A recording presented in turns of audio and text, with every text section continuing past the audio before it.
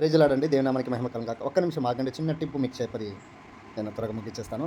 చూడండి, దేవునికి ఎందుకు మనం భయపడాలి అనే ఒక చిన్న టిప్ మీకు చెప్తానండి. మీరు సముద్రాన్ని చూసారా? సముద్రాన్ని ఏకరాశిగా నిలబెట్టగల దేవుడు, సమర్థుడు. ఆ సముద్రం నుండి 2 పాయలుగా చేసి వేని ఒక బాటని నిర్మించగల దేవుడు. అందుకు దేవుని భయపడాలి. ఒక బండను చూసారా? ఆ బండను నుండి నీళ్లను రప్పించగల సమర్థుడు. అందుకు దేవుని భయపడాలి కదా. ఒక అరణ్య ప్రాంతంలో, ఆహారం లేని ప్రాంతంలో ఆహారం తెప్పియగల, నీళ్లు లేని ప్రాంతంలో నీళ్ళను తెప్పించగల దేవుడు సమర్థుడు. అందుకు దేవుని భయపడాలి. సమస్త వ్యాధులను, సమస్త రోగములను కదా స్వస్థపరచగల దేవుడు. అందుకు దేవుని భయపడాలి. మార్మన్స్ లేని వానికి మార్మన్స్ చేయగల దేవుడు, చెడుతనం నుండి, పాపం నుండి విడిపించగల దేవుడు. అందుకు దేవుని భయపడాలి. ఇంతకుముందు చేసేటువంటి కదా వ్యతిరేకమైన పనులను ఇప్పుడు చేయట్లేదు. ఇప్పుడు దేవుడే చెప్పిస్తలేడు. చెడు కార్యములు కదా, చెడు తలంపులు, చెడు ఆలోచనలు, పాపములు దూరంగా పెట్టి ఉన్నాడు కదా. అందుకు దేవుని భయపడాలి. ఇంతకుముందు సినిమాలు, సీరియల్ చూసినోడివి ఇప్పుడు ఆ స్థానంలో వెళ్లకుండా కదా, ఆ పాపపు ఆలోచనలు, పాపపు మాటలు నీలో నింపబడకుండా నిన్ను తప్పించాడే, ఆ చీకటి నుండి వేరుపరిచాడే.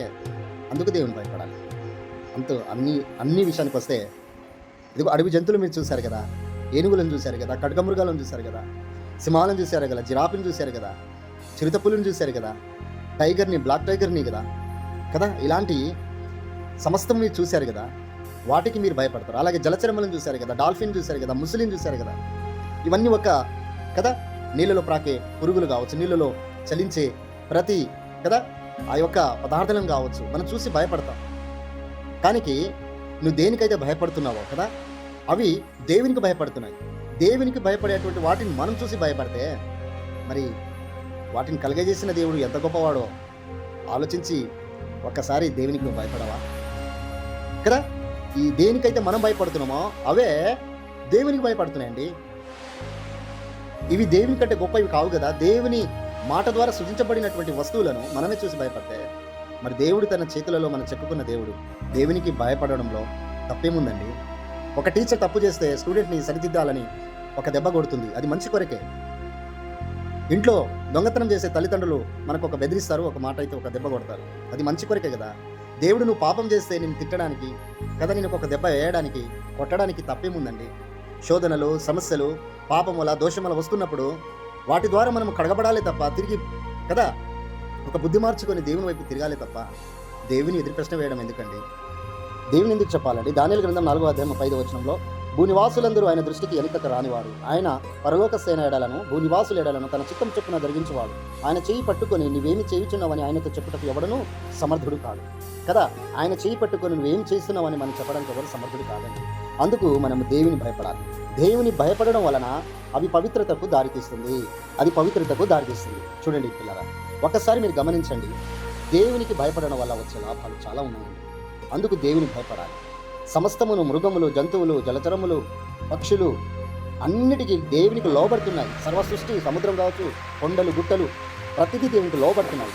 కానీ ఇవాళ దేవునికి లోబడిన వాడు ఎవరో తెలుసా? కేవలం మనిషే. ఈ మనిషిని దేవుడు ఎక్కువగా ప్రేమిస్తున్నాడు. సమస్తము కంటే ఈ మనిషిని దేవుడు ఎక్కువగా ప్రేమిస్తున్నాడు. ఎందుకు తెలుసా? తన పోలికలో చెప్పున మనం సృజించుకున్నాడు. మంచి జీవితం, మంచి లైఫ్ మనకి ఇవ్వాలని ఇష్టపడుతున్నాడు.